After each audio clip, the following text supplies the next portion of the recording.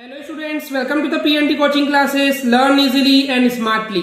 तो आज हम देखने वाले क्वेश्चन जिसमें बोला गया है explain the emergency powers of the president. तो बेसिकली प्रेसिडेंट को कौन कौन से इमरजेंसी पावर दिए गए हैं आज के इस वीडियो में देखेंगे। तो चलिए करते हैं स्टार्ट। तो बेसिकली स्टूडेंट्स, प्रेसिडेंट यानी कि राष्ट्रपति होते हैं, तो उनको कुछ एक्चुअली इमरजेंसी पावर्स यानी कि आपातकालीन शक्तियां दी जाती है जो कि इमरजेंसी की सिचुएशन में यूज की जा सकती है। वो क्या क्या है? So the very first thing, to face crisis. Crisis यानी होता है संकट, परेशानी, समस्या। तो उन क्राइसिस यानी कि प्रॉब्लम्स को फेस करने के लिए प्रेसिडेंट को, राष्ट्रपति को कुछ इमरजेंसी पावर्स वो राष्ट्रपति को दिए जाते हैं, गिवन है यानी कि दिए गए हैं। तो बेसिकली स्टूडेंट्स, इन इमरजेंसी की सिचुएशन को कभी भी डिक्लेयर नहीं कर सकते हैं, उसके लिए कुछ कंडीशंस होती हैं। उन कंडीशन के बेस पे ही इमरजेंसी की सिचुएशन को अप्लाई किया जाता है। अब वो कौन कौन सी कंडीशंस है, चलिए देखते हैं कि जब इमरजेंसी को डिक्लेयर किया जाता है। So the very first condition is, जब वॉर होता है या वॉर होने की सिचुएशन हो, वॉर यानी कि युद्ध, लड़ाई, राइट।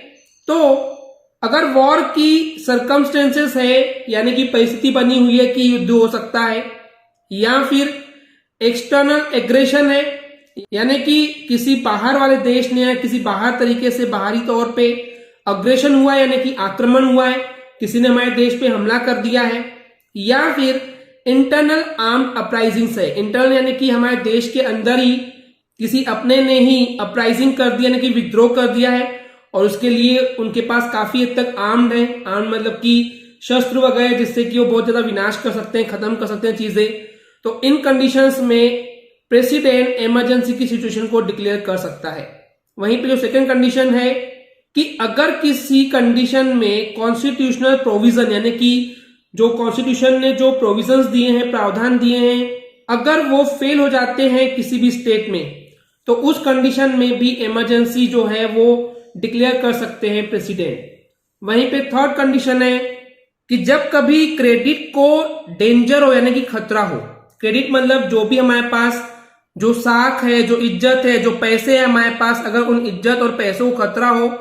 उसके अलावा हमारे देश की जो इकोनॉमिक कंडीशन है, जो स्टेबिलिटी है, इकोनॉमिक यानी कि आर्थिक स्थिति पे अगर कोई खतरा हो जाता है, इकोनॉमिक स्टेबिलिटी पे भी कोई खतरा होता है, तो उस केस में भी प्रेसिडेंट जो है वो इमरजेंसी को डिक्लेयर कर सकता है।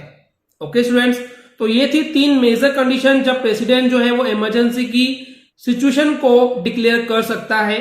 इसके अलावा जो आपको एक और बात पता होनी चाहिए कि इस इमरजेंसी के दौरान, इस इमरजेंसी यानी कि आपातकालीन सिचुएशन के दौरान बहुत सारे फंडामेंटल चेंजेस होते हैं जो कि कॉन्स्टिट्यूशन में लिखा हुआ है, जो कि दिए गए हैं। ऐसा इसलिए क्योंकि इमरजेंसी की सिचुएशन में स्टूडेंट्स काफी कुछ ऐसी अनएक्सपेक्टेड चीजें होने लगती है जो कि कभी एक्सपेक्ट नहीं किए थे। जैसे कि अभी एक तरह से कोरोना जो आया हुआ है वो भी एक इमरजेंसी की सिचुएशन ही है। ओके, एंड इसी वजह से लॉकडाउन भी लगाया गया, आपको पता होगा।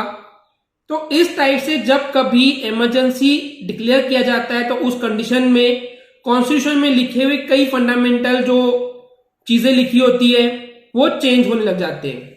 ओके स्टूडेंट्स, आई होप आपको ये क्लियर हो गया होगा। अगर आपको हमारी वीडियो से कुछ भी सीखने मिला या नॉलेज मिला तो प्लीज हमारे चैनल को सब्सक्राइब कीजिए एंड वीडियो को लाइक जरूर करें। आज के लिए इतना ही, थैंक यू।